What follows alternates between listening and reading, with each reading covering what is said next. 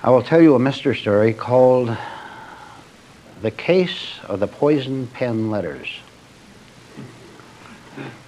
with a very powerful point to it.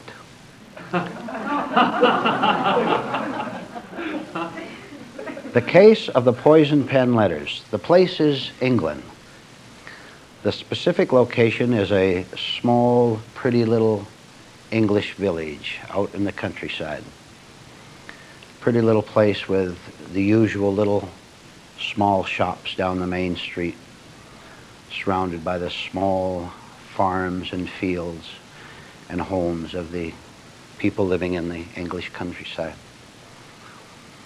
One day, one of the shopkeepers in town got a letter in the afternoon mail delivery, and he took it in his hands as the postman gave it to him, looked it over, and he noticed, first of all, that there was no return address on it.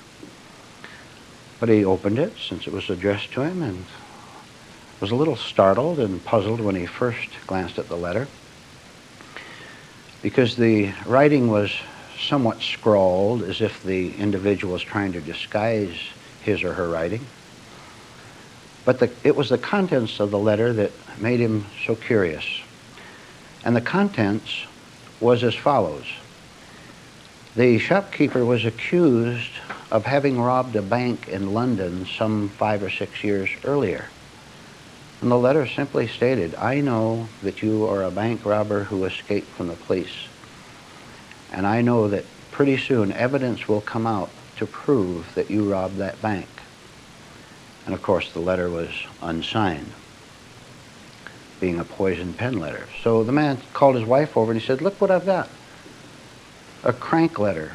A poison pen fiend is at work."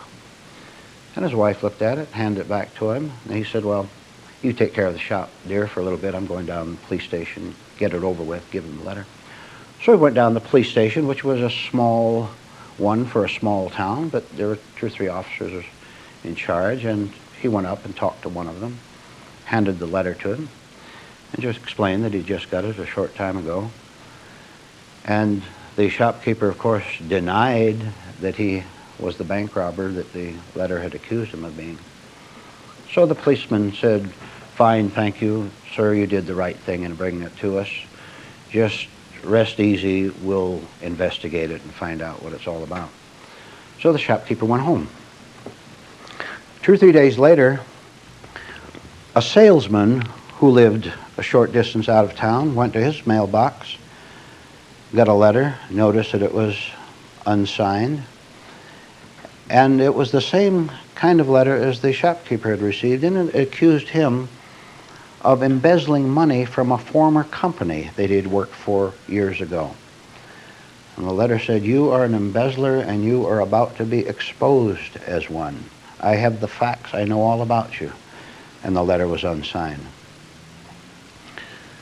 The salesman took the letter to the police station, explained that he just received it, and of course he denied having embezzled money from a former company. And the policeman again assured him, "Fine, you did just the right thing, sir, in bringing us the letter. We'll take it from here on out."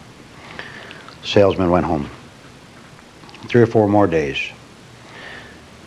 Even a little farther out of the village, a single woman lived, a little cottage, pretty little cottage out there. And she was a government worker. She worked for a government office in another town at some distance. And she opened her mail, and she saw a letter, poison pen letter, and this one accused her of treason to her country. And the letter spelled out that at one time she had had a romance with a foreign officer, an employee of a foreign power, and she had sold her country's secrets to this foreign country for payment too. And the letter said, "You will shortly be accused of this crime and you'll be exposed." She took the letter into the police station, claimed innocence of the charge. They said, "Thank you, we're getting used to this, we're getting several of these letters. Go home and rest and leave it in our hands." So the single lady went home. Of course, by this time the police understood that they had a definite case on their hand, more than just one little crank letter, which many people get.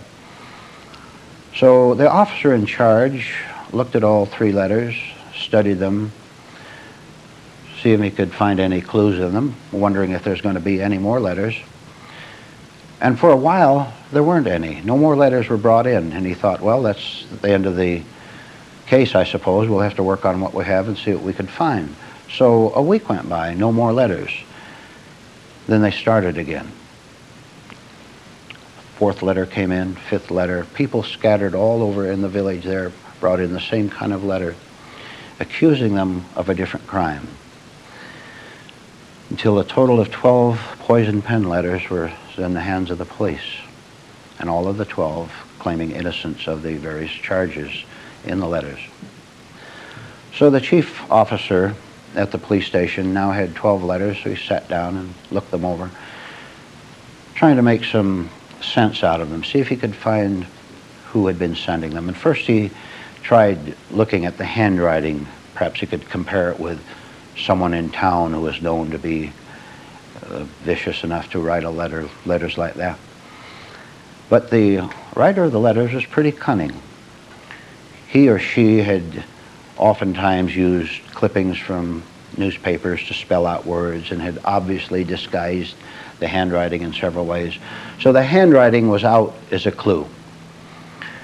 The second clue that he thought might have a possibility was the fact that all 12 of the letters were sent from a distant town over on the seacoast of England. Noticing that, he said, well, it might be a clue or it might not be. The person writing them could have lived right here or lived some other place or could live in this seacoast city itself. It's no clue in itself. Maybe just an attempt to mislead us. So that as a clue was out. Then he began thinking of the people in town itself, and he wondered who might have a grudge against someone else or a grudge against the whole town that he might write these letters, but he couldn't uncover anything definite on that. The 12, for example, hadn't served on a jury together where the criminal might have been someone they had convicted. No lead there, no clues. So the local policeman understood in his own mind that he had gone as far as he could with the limited resources of the small police station that he manned. So he thought they'd better contact New Scotland Yard in London for some help. And as he thought about it, he remembered a friend of his that he had been a patrolman with years before out on the streets of London, who was now a very special kind of investigator, a specialist detective. And what this specialist detective did was to use psychology to catch criminals. That is, he was a mind detective. He understood the human mind. If a group of suspects was brought in, he could eliminate half of them at once by understanding that that type of personality wouldn't commit that type of crime. So the local policeman made contact with the mind detective and asked him if he could be released, loaned out to the local police station for a while in order to solve this baffling case. So it was arranged with Scotland Yard that he should come out and take over. So the mine detective came on out and the two friends greeted each other.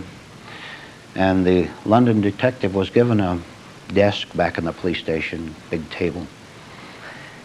And he went on back there, and the first thing he did was spread all the present available evidence out on the desk.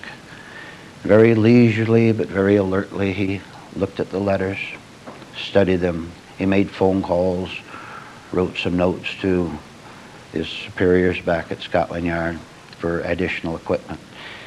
Then he wandered around town. He talked to people. He talked to all 12 of the receivers of the poison pen letters. Asked them to come in, had a little chat with them about the various facts. After studying the case quite thoroughly and using his knowledge of human nature very astutely, he finally told the head of the local police station, he said, I know who sent that poison pen letter, who sent all of the poison pen letters. So if you will do the following, I can close the case for you tonight. What I'd like you to do, if you would, contact all 12 of the people who received letters and ask them to be here tonight, and we can close the case. So the head of the local office said fine, and he contacted all 12 people, asked them to be at the police station that night at 7 o'clock.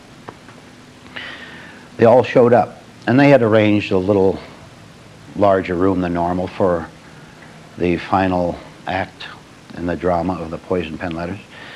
There are chairs set up in sort of an auditorium, as an auditorium, with chairs in the middle and a desk in front, and 2 or 3 uniformed policemen standing around the room. And the London detective, the mental detective, stood up in front and talked to the 12 people.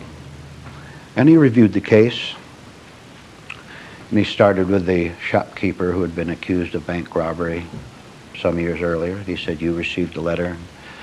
He brought the letter in and declared your innocence. Then he went on to the salesman who had been accused of his crime.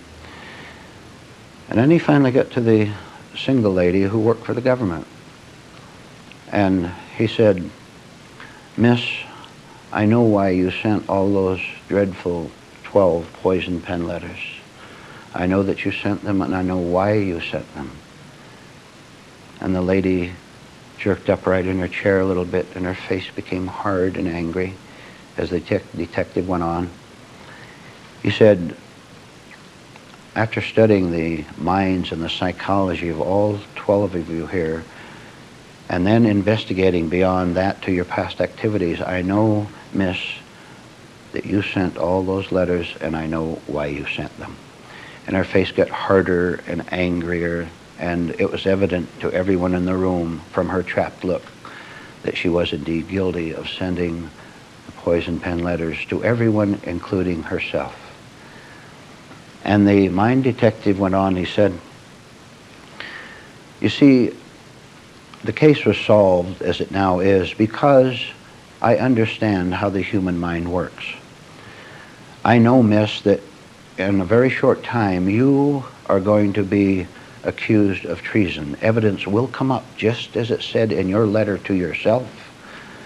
Evidence will come up that proves that you betrayed your country several years ago, that you committed treason against your country. And the reason you sent all these 12 letters, including one with yourself, was for one great purpose which you hoped would clear you eventually. Your purpose was to cause confusion. If you could accuse yourself at the very start, and then when you were actually confused, you could bring fog into the situation and say, look, I've been accused all along with these innocent people, and I know what your psychology was in doing that. You wanted to mix guilt with innocence in order to confuse the fact that you yourself were guilty of the crime. You wanted to put yourself in the safest position as you could think of how to do it. So the lady stood up, walked out of the room, followed, of course, by a couple of uniformed policemen, and the case was closed.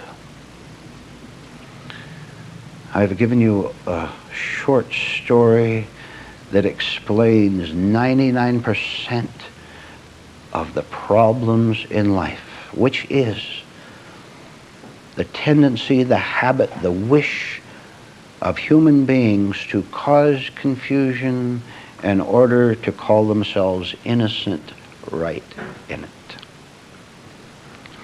Look, listen to this following thought. It's very profound. If a person can keep his own mind confused, keep confusion going out in that world, then he won't have to be clear, will he? Now follow. If there is confusion, then there can't be clearness. Because if there is clearness, what will be revealed in that clearness? You know what will be revealed. The fact that human beings are criminals inwardly to one degree or another. Do you know, right in the human heart is a desperate need to cause confusion, as that lady did with the poison pen letters, because as long as that is there, they don't have to face their own guilt, the guilt of saying that they know more than the light. Are you following that thought? How profound, how immense it is?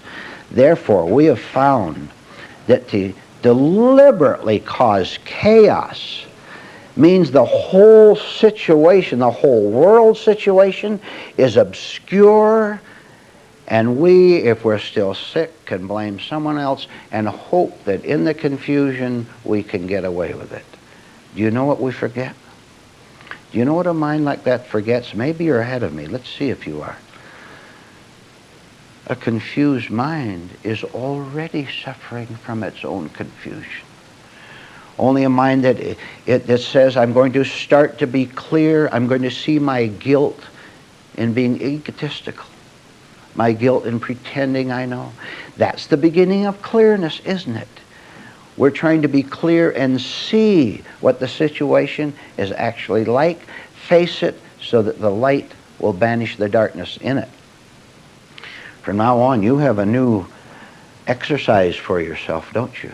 You have an exercise in which you can see how petty lies, for example, petty evasions, for example, are a part of your attempt to create fog out into the world so you can hide yourself in it and hope that your defects and your dishonesties are also hidden in the fog. And I'll repeat the point. The reason it can't work is because if you create the fog, you have to walk in it. And you're going to get bumped into, and you're going to bump into other people, which explains wars, which explains heartaches in the home, which explains internal struggles, internal conflict. What a brave mind it is that starts to say, I understand my own tendency to want to confuse things so I don't have to face myself. Do it tonight. Start tonight, no matter how painful it is. You're already in pain. This is a new element, the shock of seeing your pain. You were already in pain by being lost, separated from your real nature. So you're already in pain. Add to that the shock of seeing the pain, and it will begin to disappear. It's a terrible thing for any of us to wander through this world feeling guilty. And there's a good deal more to that, which I'll touch on very briefly, then go on. Even a sense of guilt is a false identity. You pile that onto yourself so you can call yourself guilty and then pray that God will save you or whatever. But beyond that, wouldn't it be nice to be innocent because we're not claiming anything for ourselves, not taking any kind of a credit, not taking even any kind of a blame? That's why you're innocent, because you don't even have a label of calling yourself a troublemaker. That comes later.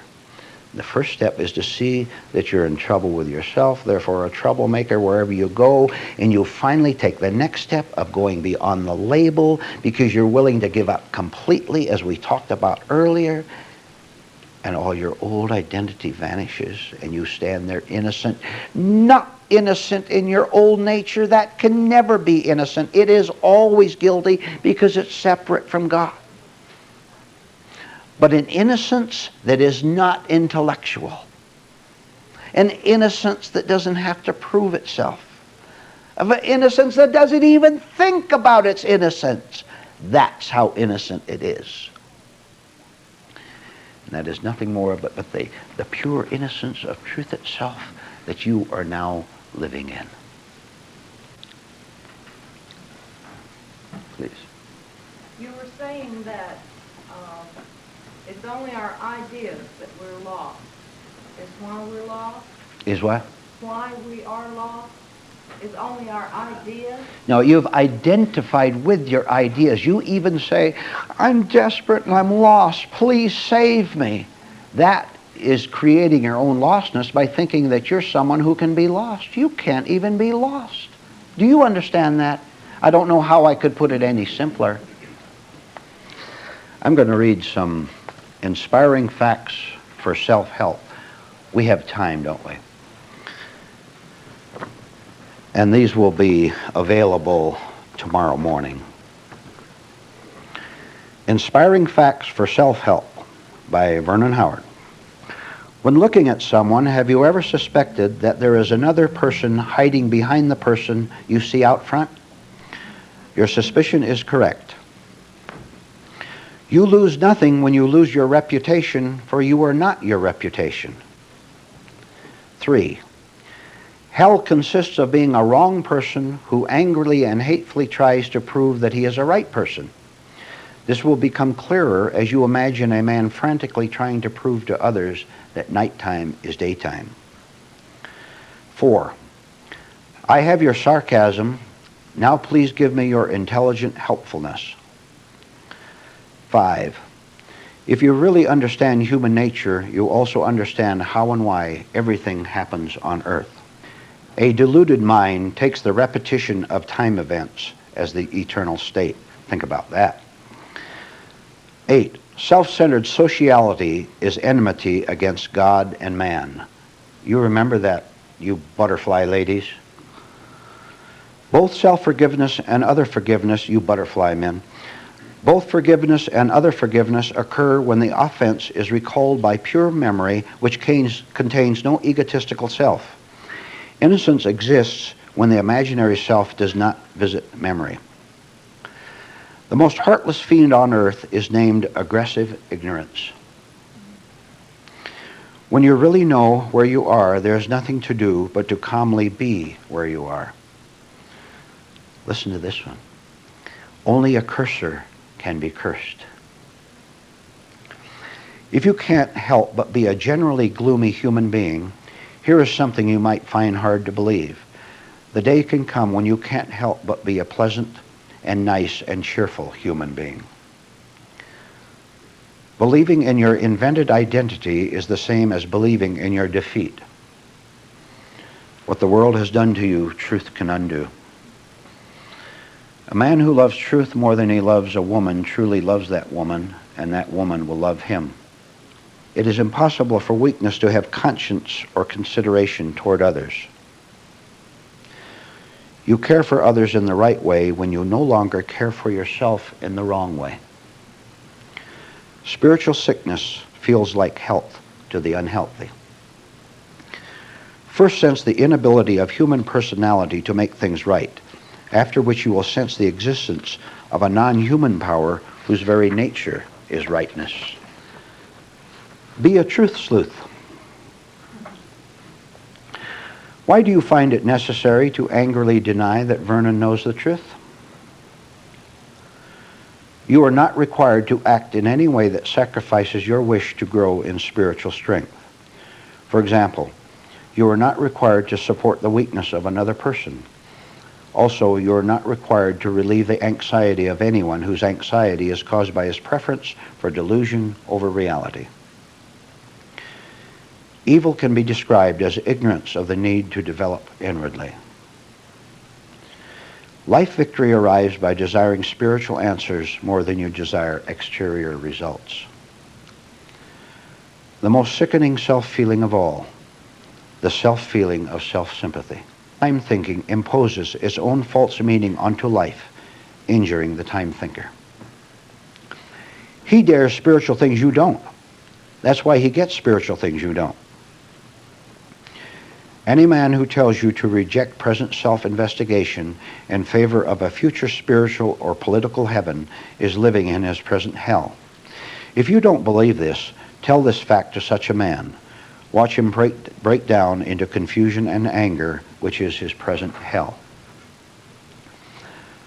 The one thing for which people will never forgive you is to tell them the truth about themselves. You have risen above mere words when you see no difference between the phrases of self-reliance and heavenly reliance. If you can't understand a spiritual truth, you can at least be decent enough not to make a hostile remark toward it. All of society lives from an endless deceptive practice. That practice is to perform the unnecessary and the harmful while trying to make them look like the necessary and the beneficial. You will be aware when your wish to be aware is stronger than your wish to be unaware. Fighting inner darkness in the wrong way is the same as submitting to it. We will show you how to truly fight for life, for light. When you are afraid, which you are, that doesn't mean that your fear, your tension, and anxiety has to go beyond itself and explode into other self-injuring emotions.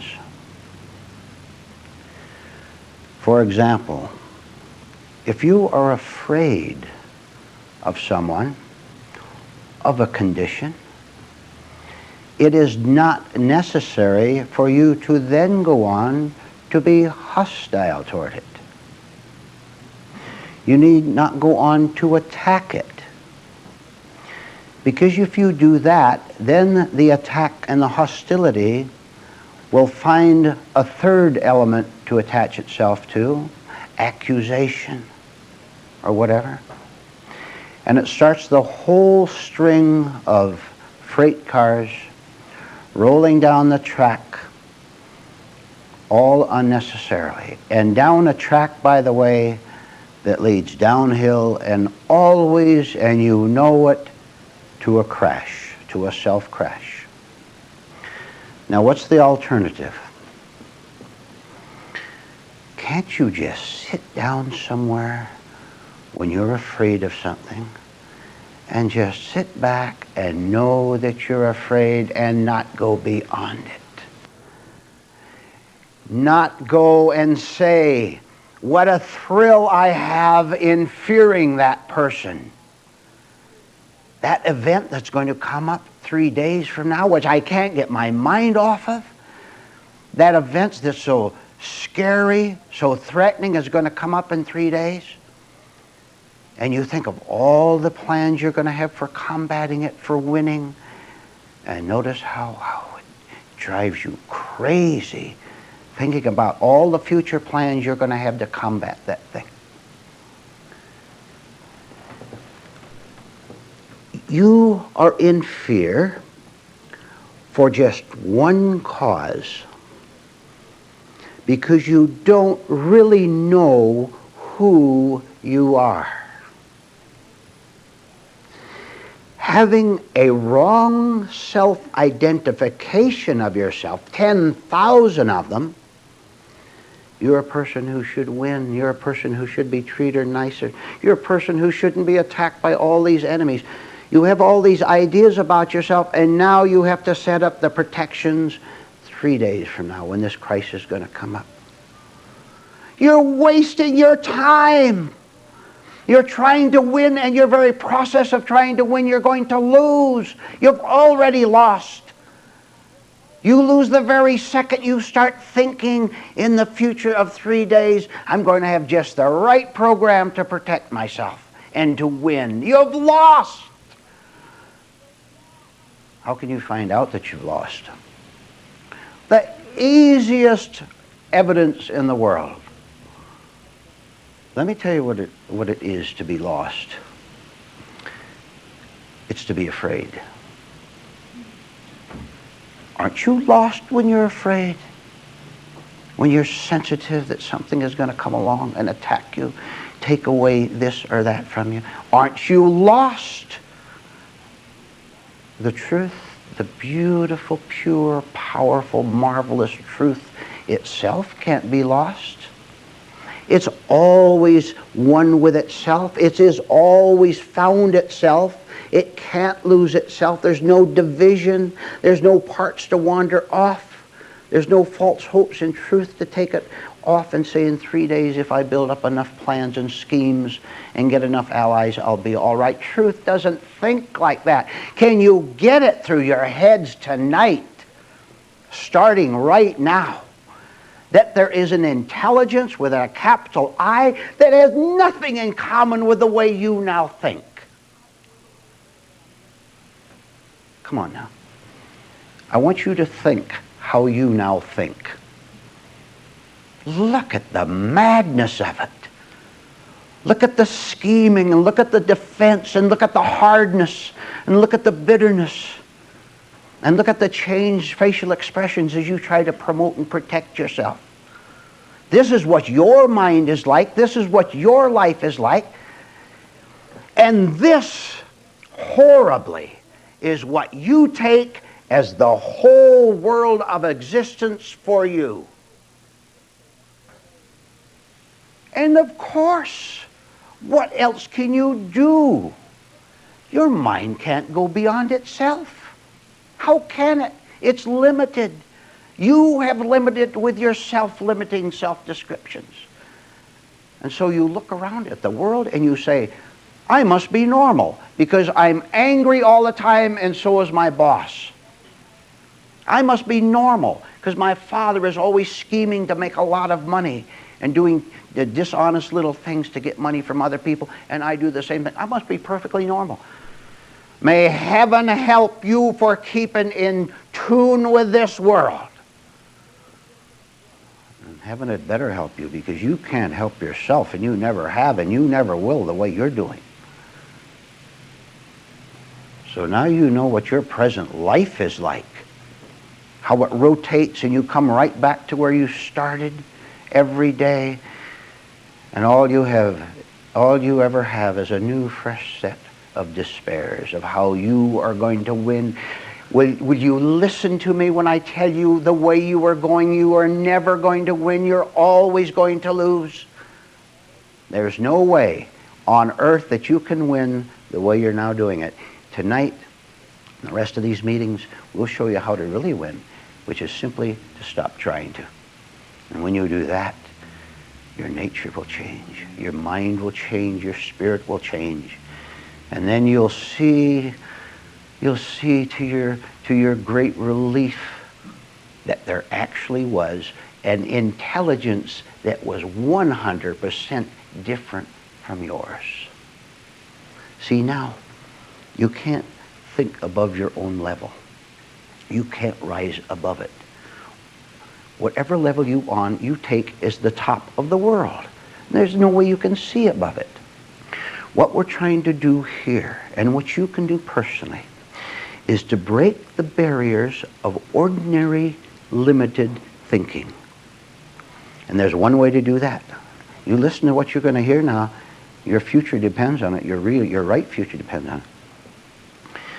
The way to break the barrier and leap out beyond ordinary, dull, repetitious thinking is to see that what you call your name, yourself, and your ordinary thinking and feeling are exactly the same thing.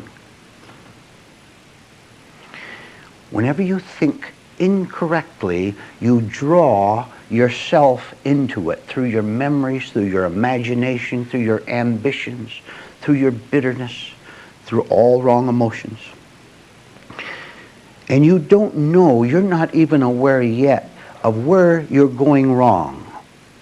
You don't know that this extremely limited world of your intellect is the cause of all your difficulties in life.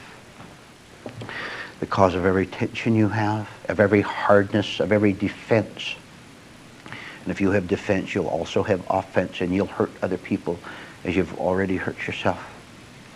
You don't understand that you must, if you're really going to be free, if you're really going to be happy, if you're really going to be in another world while you're right here in this social world, then you have to come to an end of yourself, which is the same thing as coming to an end of ordinary thinking. Now look, I said you have to come to an end to ordinary thinking, but this is meaningless to you because you take ordinary thinking as the whole business, the whole world, the whole show. And I know what a problem you have.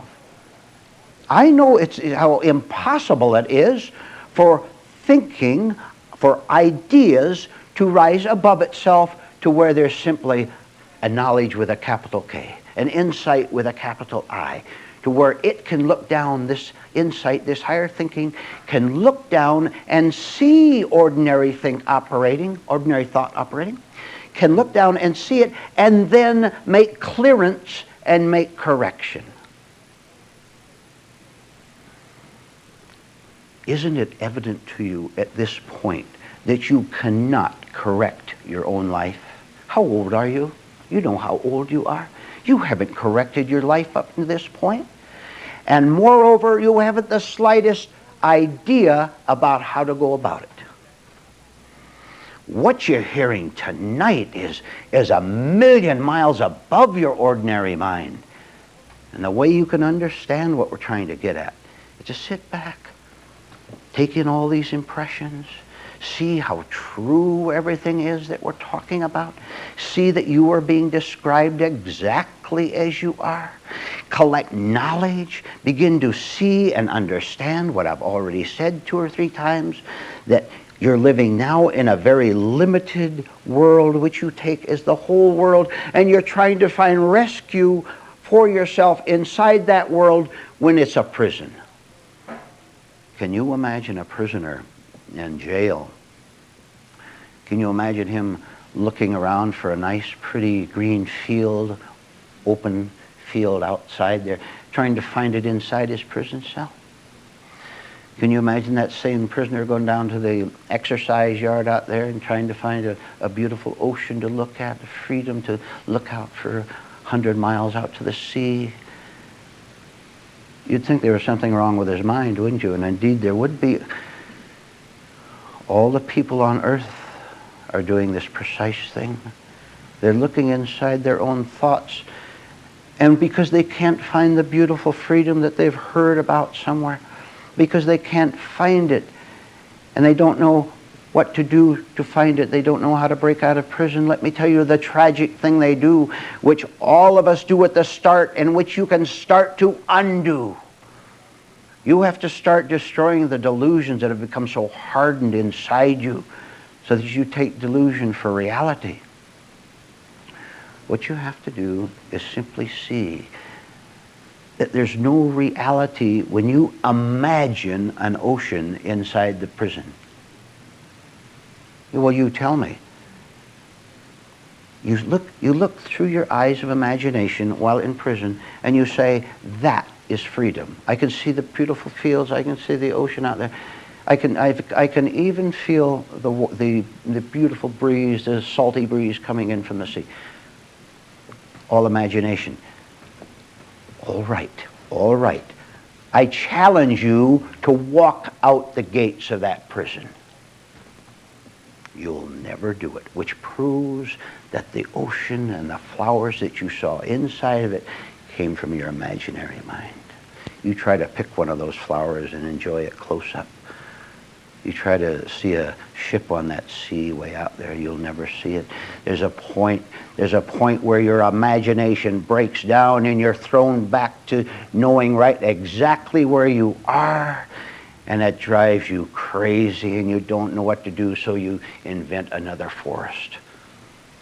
You men invent another girl, and you women invent another man, a wealthy man who's going to save you from all that. So your mind repeats over and over, and everything happens inside the prison. What an encouraging bit of information you have just been given. You have been told that it is possible for you to know that you're in prison.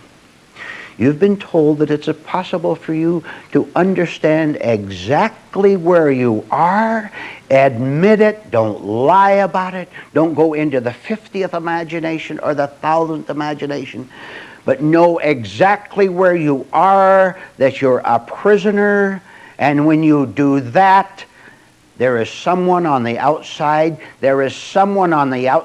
that prison who has the key, who senses that when you want to get out, you will get out, and he will open the door. that entity outside the prison that is waiting for you to admit that you're in it can be called God.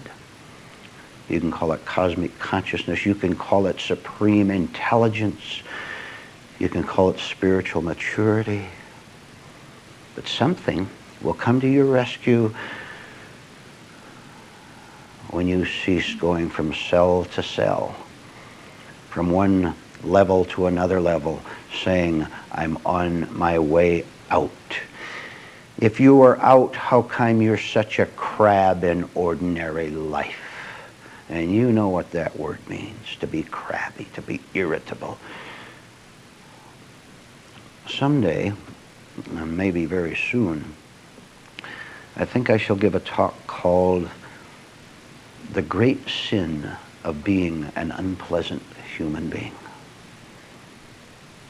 Not very many people would take such a mild word as unpleasantness as being a sin, would they? They think, it's so common. We all have our little irritations. We're all a little bit unpleasant here and there, now and then. What kind of a man, what kind of a woman are you that you would stand there and you would say that to be an unpleasant human being to another human being is okay, that it's acceptable? Do you know what you're doing? Do you know what you're saying? That it's all right to hurt someone else? Do you know what you're doing against yourself in being an unpleasant person to be around? Well, of course, I understand perfectly that you're not able, in your present mental condition, of being anything but unpleasant. Because, you see, you didn't understand what I started off with this evening, in which I said, if you're afraid, you need not go off unto other negativities. And I will now add, you need not go off into the darkness from your fear of being unpleasant to other people. Oh, I see. Moral codes, you're told to be pleasant. Your mama told you that. The Sunday school teacher told you to be pleasant. And in school you're told to be decent and cooperative to other people. How come you've never been able to do it? I'll tell you why. Because it's very, very difficult. No, it is completely impossible for a savage tiger to be gentle with a lamb. It's not his nature. Don't ask a tiger to be gentle. Don't ask a wolf to stop clawing out at the sheep in the pasture. You're foolish to do that.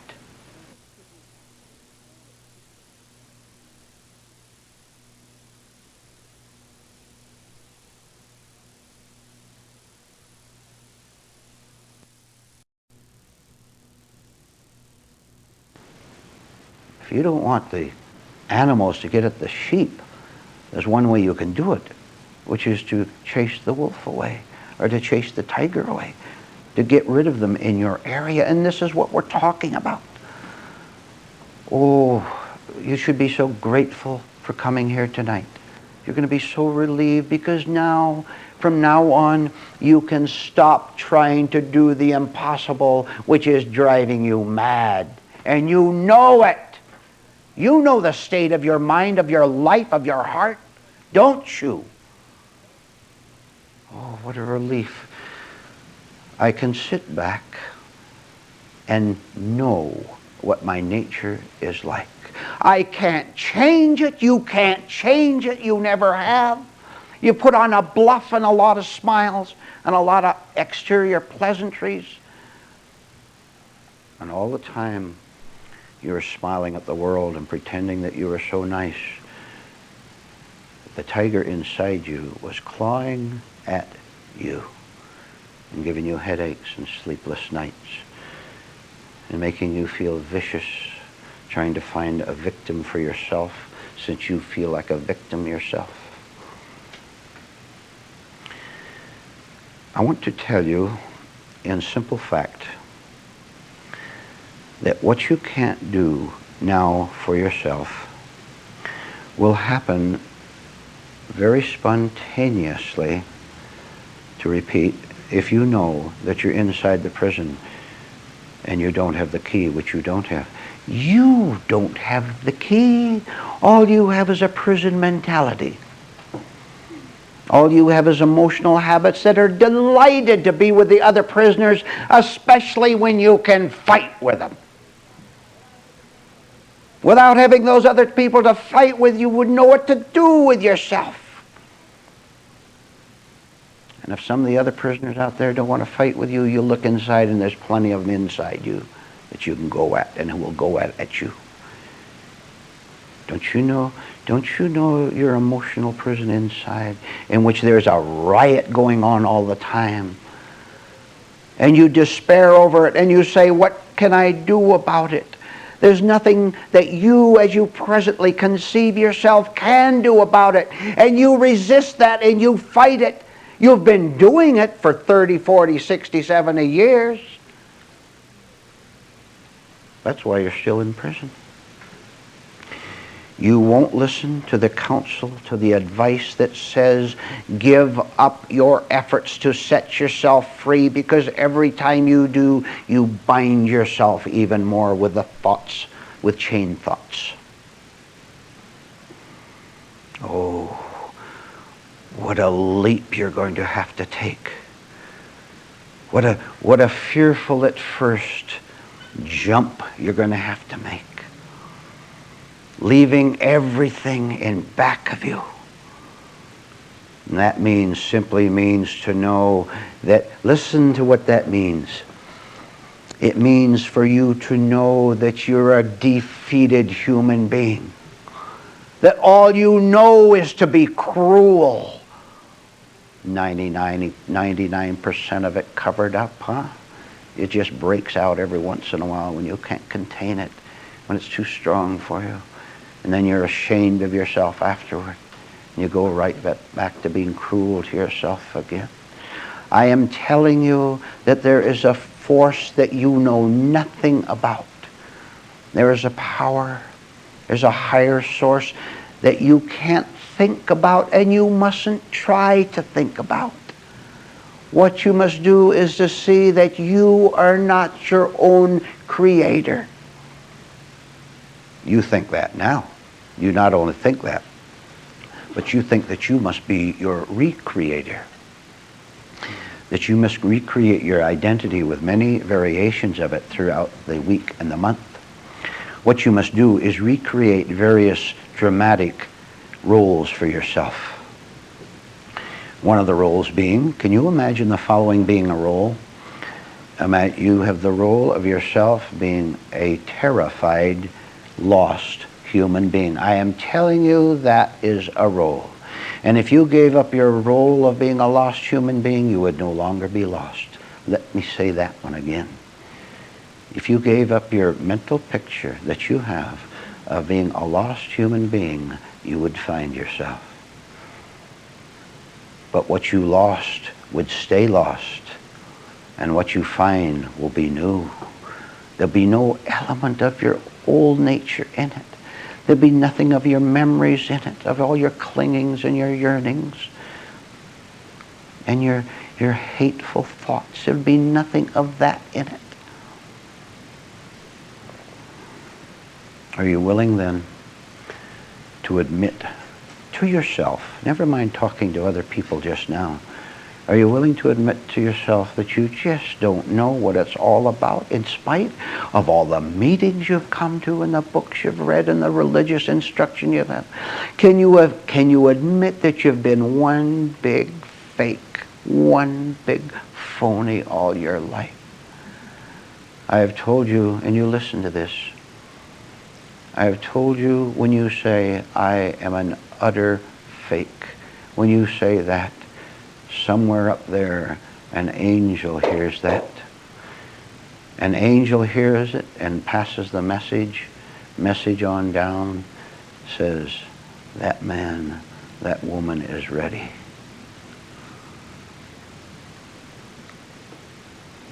If you're going to give up yourself, and say, I can't do anything more, do you see what happens? Look, if you are not going to live your own life the way you have lived it in the past, who then is responsible for your life? Aren't you overpowered by this? Who is responsible for keeping your life going if you have given up your egotistical strivings? Let me tell you, we're getting close to God.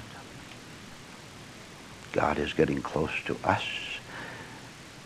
Because, please, do you really still think that you created yourself? Do you really still think that you keep yourself going? You, in your conceit, do you think that you have to keep your life going left and right? You now think so. You say, I'd better choose right. If I choose the wrong course, something bad will happen to me. Who are you talking about? This self-invented creature that goes around in misery. Don't get away from the point. I'm not going to let you lose it. I'm going to come back and hit you with it again. A beautiful blow. The blow is this. If you give up, if you no longer want to live your old painful life, and you understand perhaps that's a prayer, if you give up trying to support yourself, if you give up, who will take over? Truth, Spirit, God. Now, listen. There is no question of you trusting or not trusting God to take over your life if you cease to live it in your old wrong ways. Never a question of trust, because thought, idea, so-called faith cannot trust. See, it can only trust its own wrongness. That's what it trusts. So you come to the question, how do I know you're telling me the truth? If you just said, if I can't trust God, if idea can't reach God, then how am I going to have a guarantee that God is going to catch me if I fall and refuse to support myself? See what you did? You brought thought, idea into it again, and you think that God is going to rescue your old nature, and that trick will not work. You might as well give up right tonight, Friday night. You might as well give up trying to trick yourself and confuse God, because it just won't work.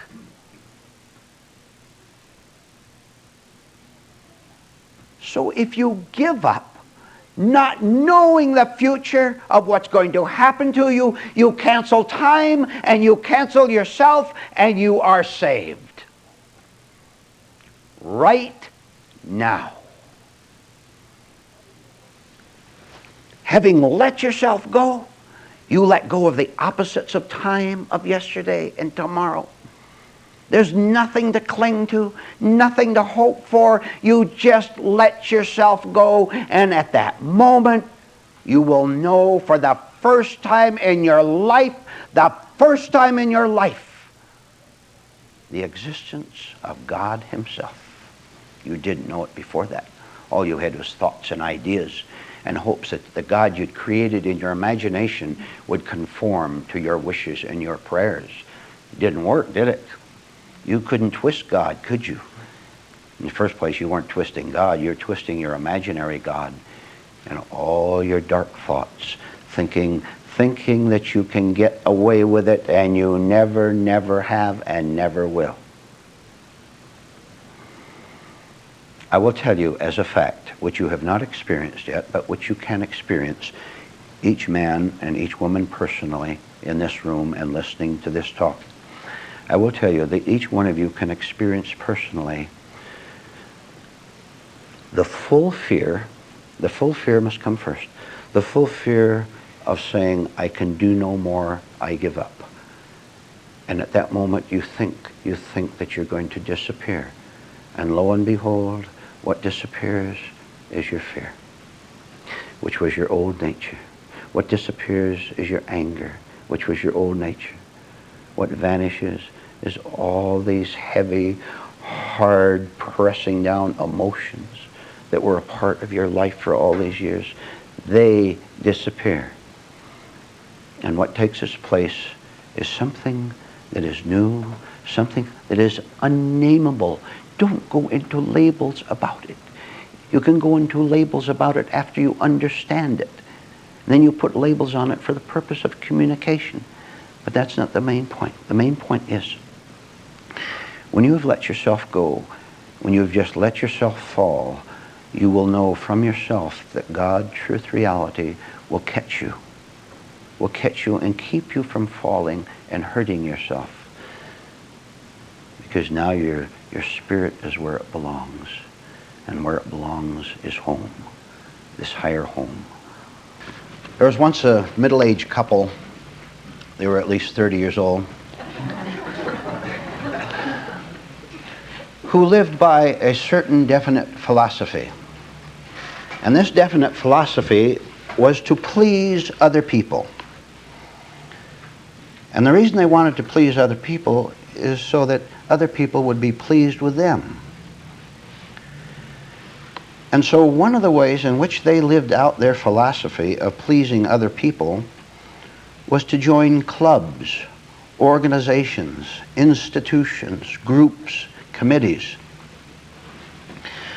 So they would get in the mail an invitation for a committee or group or club of some kind to join, and they would join it. Or they'd be out in the social world and someone would invite them to join their club, and they would want to please the person who made the offer of the club, and they would join the club. And of course it cost them money, varying from a few dollars to a whole lot of money. But one thing they always got when they joined a club was a certificate. And of course the certificate was always very flattering, with their name personally handwritten in. Mr. and Mrs. Gullible are members of the so-and-so club. So over the months and the years of living by their philosophy of pleasing other people so that they would be pleased with them, they started to collect lots of certificates and diplomas and pieces of paper to hang on the wall. And at first it was very nice.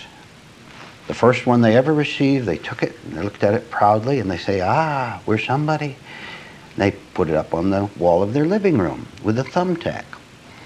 And of course they were very pleased when guests and strangers came in, that the guest would be attracted to it and walk over and nod their head. Yes, they certainly are somebody. They belong to this club.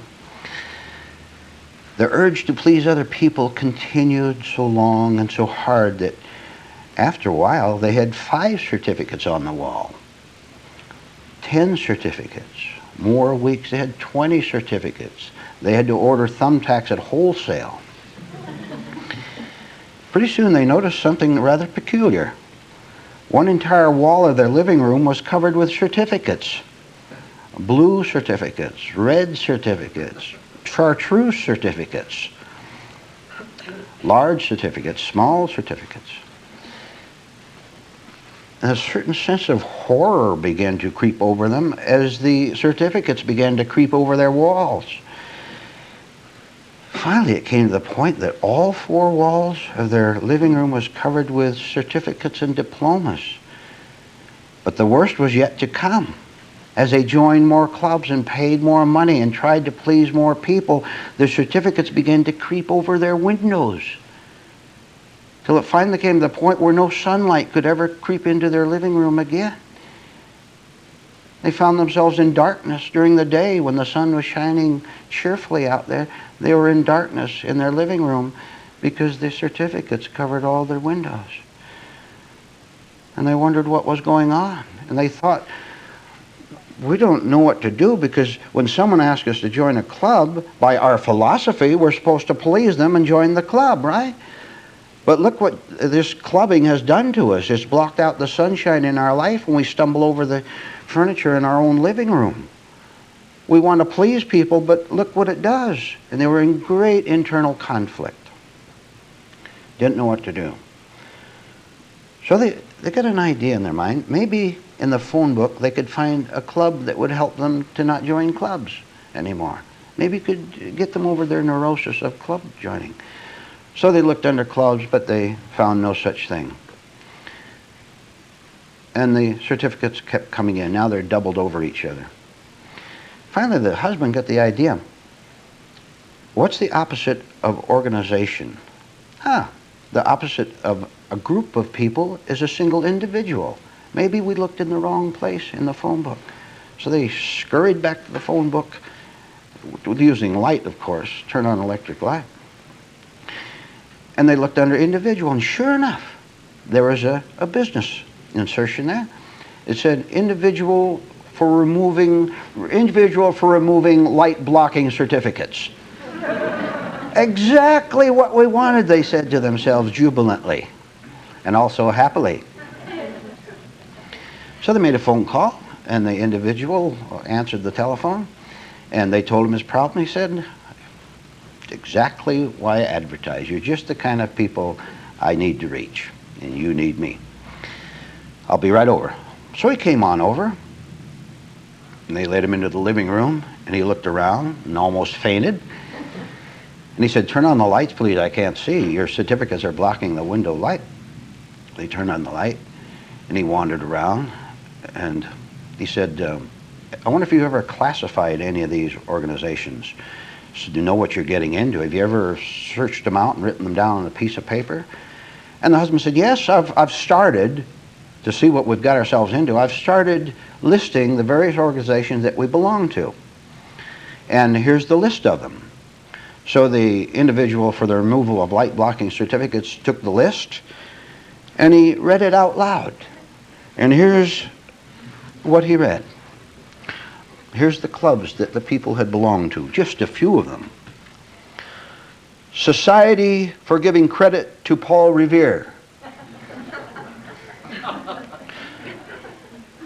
Society for Giving More Credit to Paul Revere's Horse.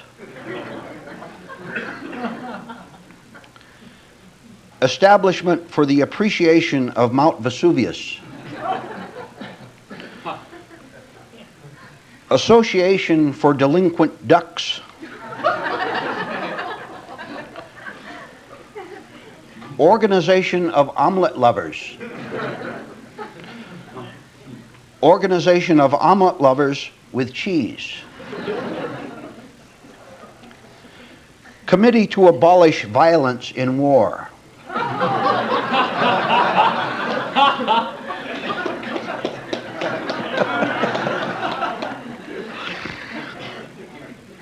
Bureau for the Detection of Sherlock Holmes. Club for Women Who Yearn to Marry a Man. Club for ex-members of Club for Women Who Yearn to Marry a Man. League for Understanding Crabs, Human and Otherwise. Society for Revealing Secrets About the Elbow.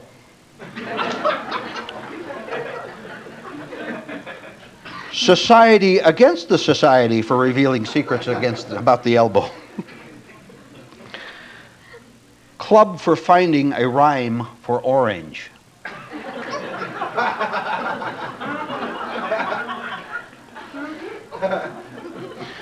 Organization for Inventing Artificial Air.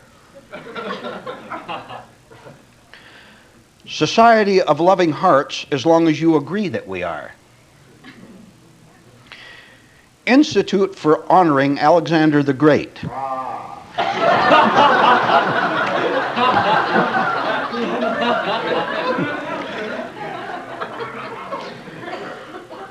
Institute for Wondering About Alexandria the Ingrate. Club for Teaching the New Dance Craze called the Froggy Hop Wiggle. And finally, Committee for Returning Bonnie from Over the Ocean. And as the individual for removing light blocking certificates surveyed the list, he looked up, and he looked up with a cheerful, encouraging nod to the middle-aged couple. And he said, I can solve your problem. Or rather, I can show you how you can solve your problem. And I'll tell you how to do it. It's simpler than you think, and yet you may go through enormous emotional upheaval over doing it. It can be done. That's the main thing I want you to know. Now, Mr. and Mrs., if you look around your living room, you will see that all your certificates are held up by thumbtacks. Is that a correct statement? They agreed, yes, that's a correct statement. Now, here's what I want you to do. This is why I'm getting paid for to tell you this. I want you to walk over to any certificate you want, the closest one on the wall. And you reach out your right hand, if you're right-handed, left if you're left-handed. Reach out your hand and you put your fingers around the thumbtack and give a pull on it. Extend your other hand and take the certificate as it falls. Put the certificate in the wastebasket and the thumbtack in your utility closet for future use. You continue this over and over and over. I will guarantee if you will persist in this procedure, pretty soon you'll have all the certificates down, and lo and behold, the sunlight will flow through again. And immediately they began to ask him questions about it. And they began to say, well, do you think I can make it? And this is so radical. We're not used to such a direct, blunt method as this. Could you give us some encouragement for this? So very patiently, over the next few weeks and the months, he would come back and show them how to do it. He even illustrated it. Put out one hand, put the thumbtack under your fingernails, give a slight tug, catch the certificate with your other hand, put the thumbtack in a little box, and put their certificate in the wastebasket. After 2 weeks, they finally found that they could actually do it. They could walk deliberately over, put one hand out, go like that, and the certificate fell off. After months and months, they could finally see the whole room and have it to themselves. Any more comment needed on the little story? It can be done. We're telling you how to do it. But you don't know the resistance you have in you to taking off their certificates, which is simply your own false ideas about how to get along in this world. Why do you complicate the procedure? Why don't you just go ahead and do it so that you can see it can be done by you? Now, there are individual instructors, and they have their place to tell you how to do it, to encourage you to do it.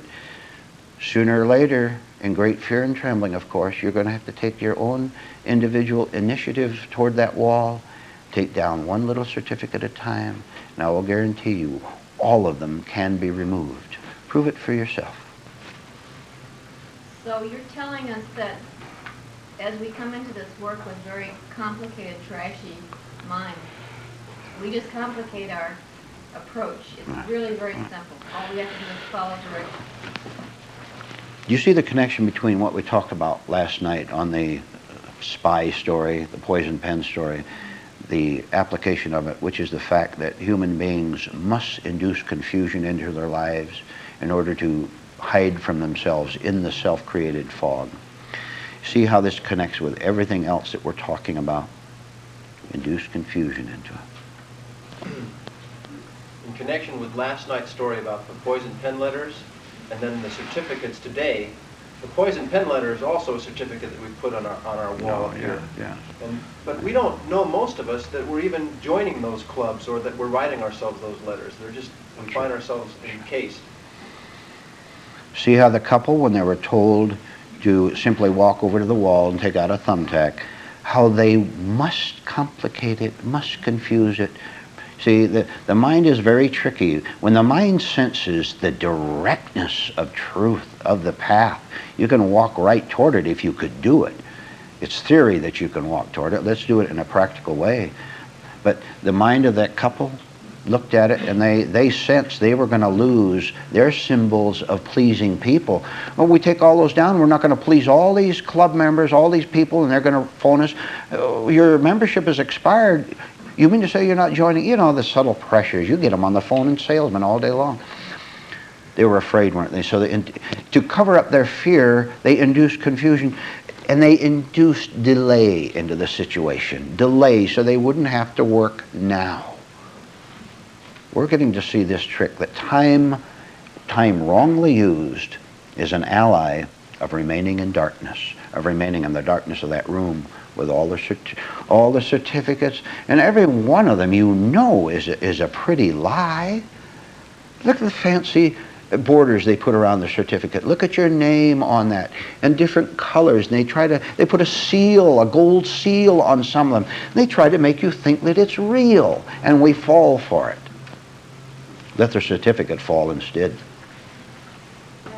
Pulling down images, which is very painful to see them crack, and pulling off labels that we live by all of our lives. Correct. Okay, Ellen. Related to that, I'd like to comment on number 7 on this sheet. Yes, please. Should I read it? Sure, please. A deluded mind takes the repetition of time events as the eternal state. One reason we don't plunge ourselves into this work is because we don't really believe we're going to die. Don't believe what? That we're going to die. Yes, right. We have a certain false idea of what eternity is, and this is the time mind the time mind tries to deceive you into thinking that it is eternity. And this is one way it does it, is to keep events, madnesses going so that you'll never see that it is time talking instead of eternity. And if time deception can get enough events and insanities going, you won't be able to see through the crack between two thoughts, see? It keeps them going so full, like the freight cars, going so fast you can't see through them. It keeps us deceived. If we can slow down thoughts, we'll be able to see between two freight cars and see that there really is space between them. Then we know that they're simply thoughts, not eternity. Words alone do not penetrate. Spiritual teachings have no way to get through all by themselves when they're in the form of words, ideas, whether written or spoken. Words are in a very elementary way of communication. Someone can tell you how to plant a garden correctly, a vegetable garden correctly. And if you're not interested in planting a vegetable garden, or if you already have your own ways to do it, the words of someone who may be wiser than you will not penetrate. So you'll hear his words, but all the time there is certain resistance in back of them in which you want to do things your way. In spiritual meetings such as this is, I can sit here and talk for weeks and months and years, and you will not learn a thing, you will not change a thing unless my words are matched by something in you. The thing that must be inside of you is a willingness to listen to the facts behind the words. And these facts behind the words are going to, at the start, seem very threatening to you. This will all be unconscious. You won't know that this process I've just described is going inside of you, which is why it's necessary for you to sit here and see what you're thinking about even as I'm talking to you now, so that you can see gradually your fear of the truth develop and your defenses coming up. And you might, if you're very observant, see your resistance to the truth that could save you. You could see it in your physical posture. I see it all the time. I see physical bodies that are going like that, even going backward a little bit to get as much distance as possible between you and me. And I see hard facial expressions, and I see lips that are clamped tightly, and I see hard, hostile eyes, and I see phony smiles trying to kid me that you're receptive and you're nice, and you have just given yourself away. Who do you think you're kidding here? The game of self-kidding extends itself outwardly, and you think you're kidding other people. What a tragic game to play. Therefore, there has to be more than a teacher in this room. There has to be a student who wants to know. There has to be someone who wants to develop something higher than his very angry and self-tormenting defenses. And I'll repeat for the second time, when you are defensive, you're not aware of it. If you were aware of it, you would begin to see your hands go like that. You would see yourself getting critical and hostile. And you'll be bringing up all your memories that are protective, such as a book that said that it is indeed good and necessary for you to become someone high in this world. You must become impressive. And when you hear the opposite of that in this class, you start to get scared because you don't know which way to go. And then if you're lazy, you'll go downhill and you will walk out of here never knowing the pearls you could have walked out of here with. I'm going to tell you a fairly brief story that will illustrate the point that we're talking about. This story happened during medieval times of castles and knights in armor. And there was a prince who one day became the king of the castle, still a very young man. And since he was young, he had many counselors and advisors around him, older men, experienced men. And one day, shortly after the prince had become king, his counselors came to him and said, "Your Majesty, as you know, one of the duties we have is to advise you on the castle grounds themselves. We have to keep the grounds in shape, keep them up to date. We have to make sure that there's an adequate water supply. And so we've come here today to report on that very subject, the fact that as things change, we have to change our water supplies for the castle. And what we'd like to do, Your Majesty, is to set aside a number of people who will be trained just in the task of making sure there's always an abundance of fresh water inside the castle, stored inside the castle. For example, we want to rearrange the barrels so that they're more convenient for people throughout the very broad expanse of the castle. And we want new devices for catching rainwater when it falls. So with your permission, Your Majesty, we'll have a certain little special school set up just for the water supply, which is, as you know, is very important." And the king agreed that, of course, water supply for the castle was essential. But he said, "No, gentlemen, I appreciate your suggestion for training inside the castle, but I have a better idea. You know, when I was a younger man, when I was a prince, I noticed that many traveling craftsmen and experts used to call at the castle and offer us their services. And they would give us their credentials of having traveled all around the countryside, thousands of miles around, and they would bring their services to the castle, whatever it might be. And I would prefer paying them for the services of bringing in the water supply. As a matter of fact, I know of one such group of 10 or 12 craftsmen who are specialists in that. So thank you for your suggestion of building internal help for the water supply, but I think I'll call on the traveling tradesmen, craftsmen," which he did. He called them in and appointed them to the task of improving and maintaining the water supply of the castle. So they came in and they got their money at the start, part of it at least, and they began their work. And the king could look out from the towers and see them both outside the castle walls and inside, and they were indeed digging wells outside and channeling water from a small stream that was at some distance, and they were working inside, putting barrels different places. And he was impressed, and he was quite pleased with his decision to hire the outsiders to do the necessary work. So after several days, their work were done, and they were paid off in full. And he did notice something that surprised him a little bit, which was that they departed immediately after being paid off in full. And he went back to his chambers and was pleased with himself until his counselors finally came to him and said, "Your Majesty, we have a strange situation to report. Do you know that those men, we've investigated, and do you know that those men actually dug 9 out of 10 dry wells and made us think that they were filled with water? Do you know that the barrels that they placed around, which they charged us for, by the way, were inferior barrels that will fall apart after a short time, and they were also placed in the wrong position for water supplies and for fighting fires and so on?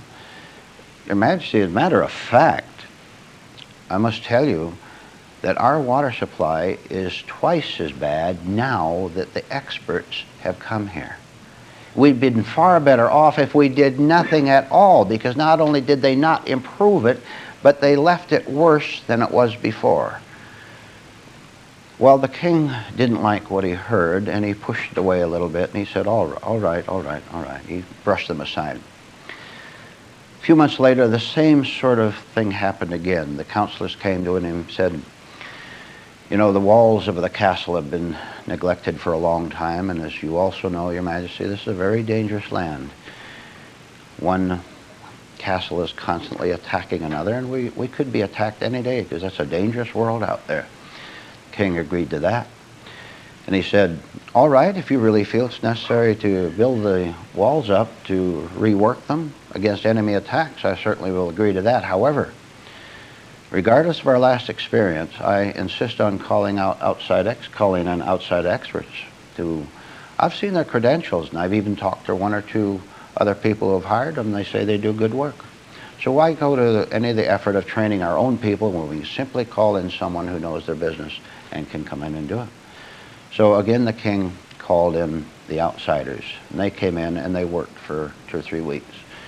And they got their money, and they departed immediately after getting their money. And again, the counselors came to the king, and they said, Your Majesty, I'm afraid it's happened again. Those men, instead of putting up brick walls, rock walls, instead of putting up something solid, they used wood. Can you imagine wood withstanding attack from an enemy? And the few places where we had strong walls, they tore them down and said they were going to replace them with stronger walls. They're still lying crumbling there. Those men are charlatans. They took their money and they ran.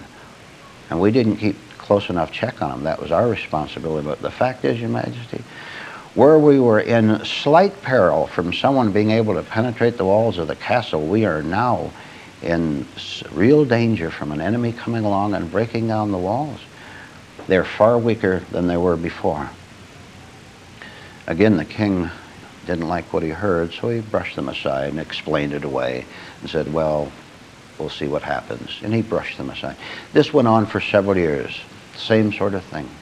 The counselors advised that they begin their work from the inside. The king insisted on someone from the outside, which, by the way, was very, very expensive. And the king slightly suspected in his mind what the counselors already knew, that they were hit and run. They would come and get their money and do shoddy work and take off. But still it continued to happen. It continued to happen.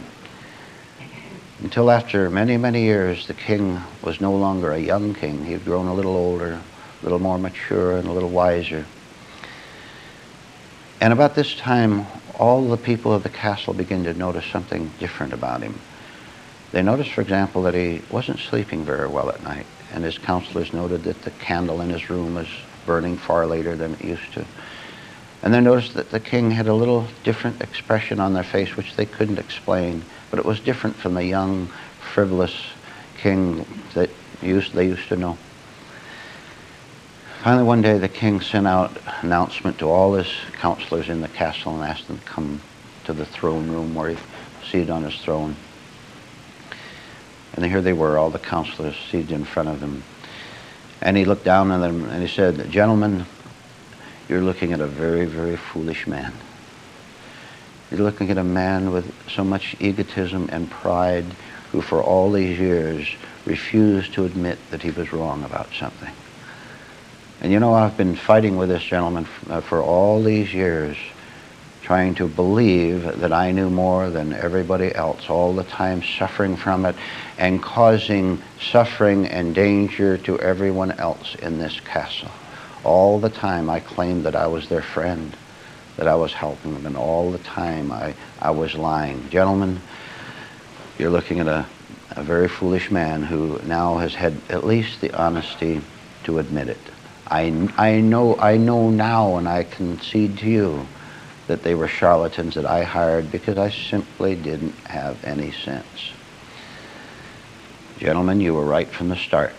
From now on, we're going to train our internal forces here. We're going to learn to do our work for ourselves. We're going to get our own water supply. We're going to build our own walls. And I know now that being free of the traveling charlatans who hit and run, free of them, that we'll be authentically secure here with all the supplies we need. You know what happened to the king to change his mind? Now, you saw the spiritual parallel in that, perhaps. Don't you dare start off in your spiritual quest with trust. Don't you dare. You're going to spell ruination for yourself and everyone else that you know. Start with distrust of your present ways, of your present wisdom. Do you see why? If you say, I'm going to trust, if you start the spiritual quest by saying, I'm going to put trust and faith, what are you putting it in? Your own delusions that you know better and you don't know better. What kind of a result can there be when you trust your own neurosis? When you trust your own conscious follies? Don't you see that mistrust must come first? And don't you see that sooner or later every person who gets on the path and stays on the path is going to have to say to himself, sir, you're a very foolish human being. All that conceit and all that vanity and all that hardness and insisting that you know better. Sooner or later we're going to have to get to the point where we mistrust ourselves and do it in spite of the fear because we don't know what's beyond the mistrust of the faults, of the trust of the faults. See what happened to the king and see what's going to happen to you. When you no longer look on the outside, you are forced. You are forced to look inside, but you don't know that there's anything there because you've always had your attention outside in the government and your friends and society, which lies to you left and right. That's what you have trusted. And now that you're mistrusting that, where are you going to trust? You don't know yet. All you've known is something out there which is wrong, which is false, but you've faced it and you can't trust yourself yet. You're going to have to go through this period where there's nothing to think about, where there's just a letting go, so that finally something that is not a part of you can tell you where your real trust goes, which will be eternal, which will be absolute, and you'll know it from yourself. You'll feel it. You will live it. You'll see your own strength develop because it's coming from up there and coming down to you. You will know it without thought that it's yours. And then all this safety and all this wisdom and all this supply, all the resources that you have, you'll never be concerned with them again because it's endless. It's not depending on your wisdom. It's not depending on the traveling charlatans of a false government, of other people, of friends, of excitements, of entertainments. It's not depending on things that come to an end, but depending on something that is eternal. And now you know it because you know what eternity is. Eternity is to be, not to think. It's to be in a certain situation inside yourself that is always being renewed from on high. And this is not philosophy I'm giving you. It is fact. And some of you suspect it, and I'm telling you that this suspicion is right. Go all the way with it. And someday you will be very quietly and eternally sure of what you are all about and what life is all about. And for the first time, you'll know what God is all about. And in that and in all that is rest.